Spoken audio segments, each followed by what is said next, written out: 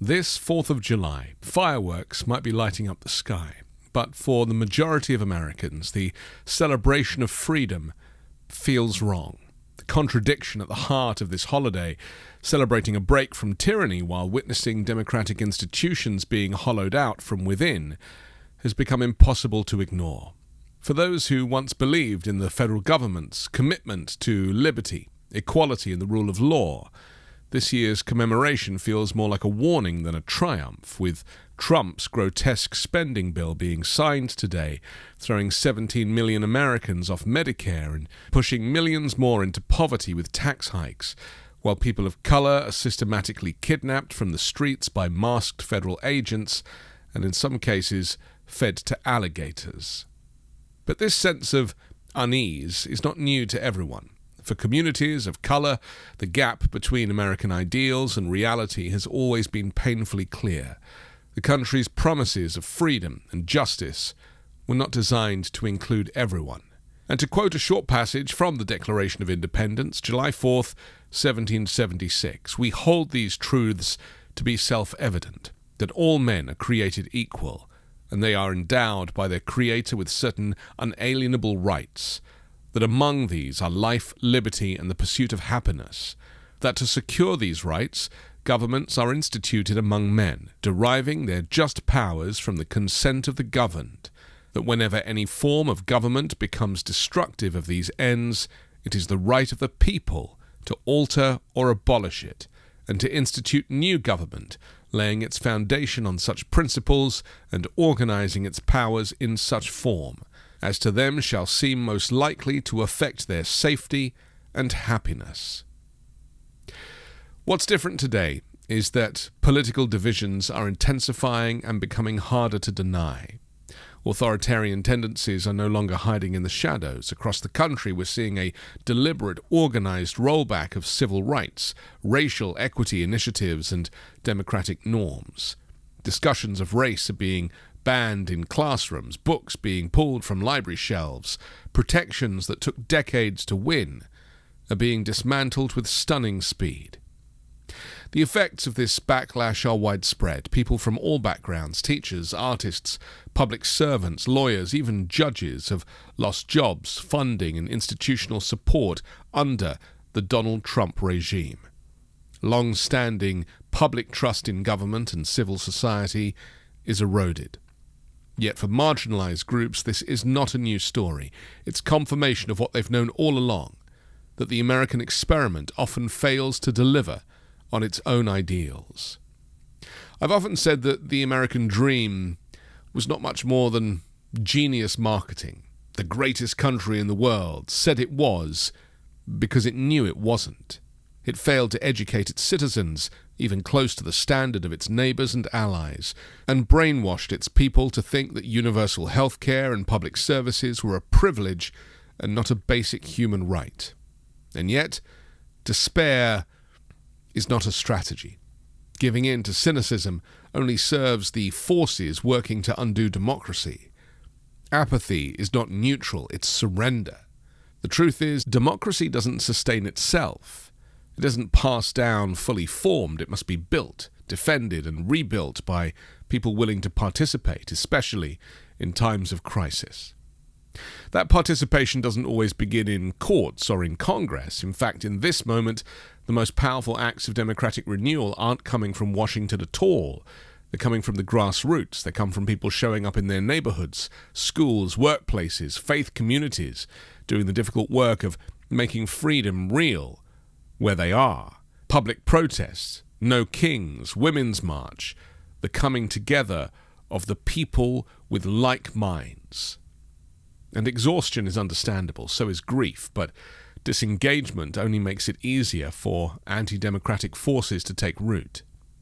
The work now is to recognize the shared fate across race and class and geography and generation, and to act on it.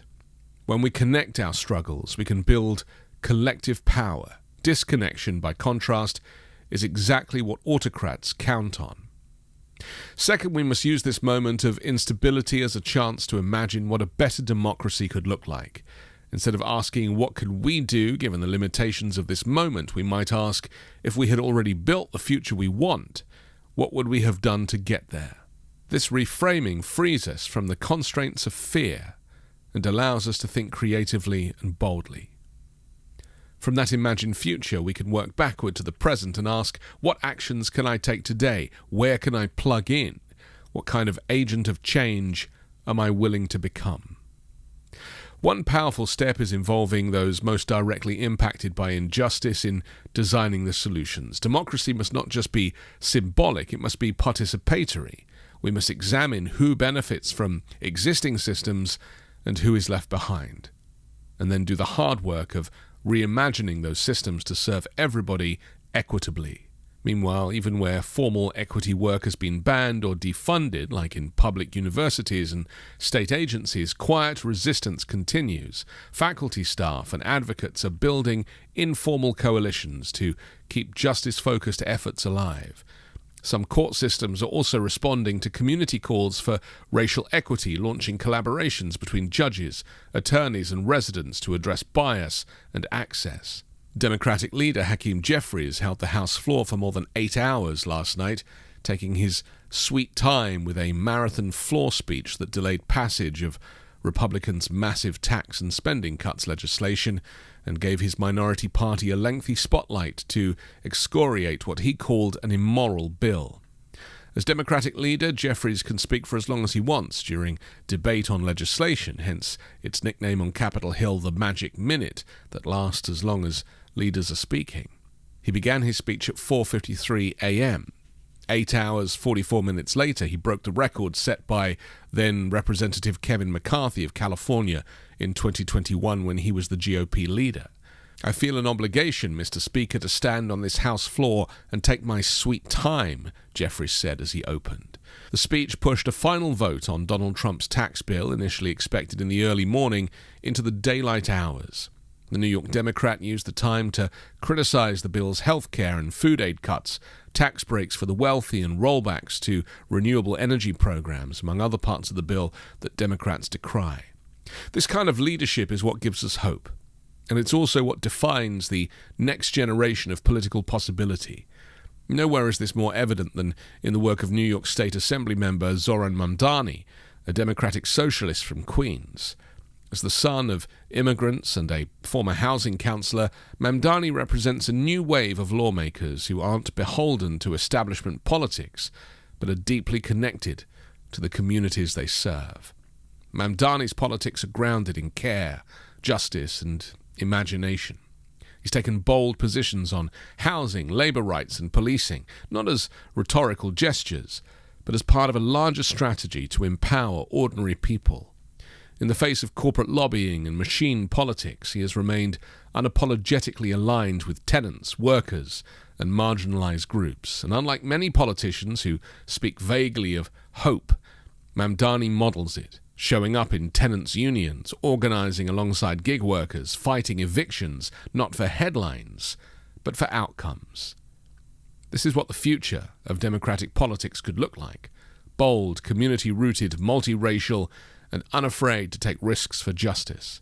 Mandani and others like him represent a generation of leaders who know that building democracy means organizing people, not just votes. They understand that the road to change runs through neighborhoods and housing courts just as much as it runs through legislatures. We don't have to wait for a political savior. That's not how democracy works. Change is coming, but only if we make it so. As coordinated attacks on rights and freedoms continue, our response must be even more committed, courageous, and creative. If enough of us engage across our differences and at every level of society, we can still reshape the nation. We can close the gap between promise and practice, and maybe, just maybe, the next 4th of July can be a day when we celebrate with pride and for the right reasons. I'm Anthony Davis. You can find me on the 5 Minute News YouTube channel and podcast, on Wednesdays co-hosting Uncovered, and on Sunday on The Weekend Show with Midas Touch.